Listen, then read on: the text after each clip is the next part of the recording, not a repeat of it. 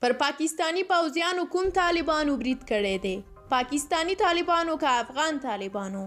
ویډیو تر اخره وګورئ ترڅو له پوره جزئیاتو خبر شئ.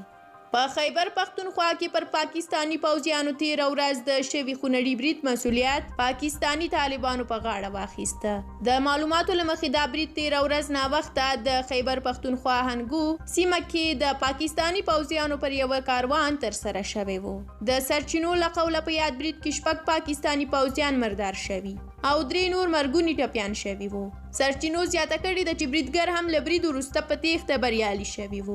د پاکستانی طالبانو د تحریک ډلې تازه د یاد برید مسؤلیت ومنه. د یادې ډلې ویان ویلي دي چې برید د دوی ملګرو کړی دی او ملګري یې له زیان پرته له یادې سیمې وتلي دي.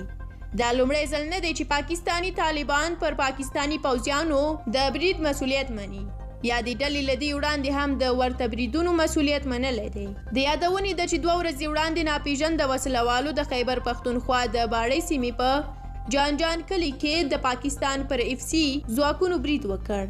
2 پوځیان یې ورته پکې هلاک کړل او یو بل یې مرګونی ټپي کړ. پاکستانی طالبان وروسته له هغې پر پاکستانی پوځ په غوسه شول او د افغان طالبانو په منځګړیتوب شوی سوله ایز تړون یې ختم کړ چې د دوی په خبره پاکستانی پوځ د هوکړې اصول ونه منل او پر دوی یې بریدونه کول.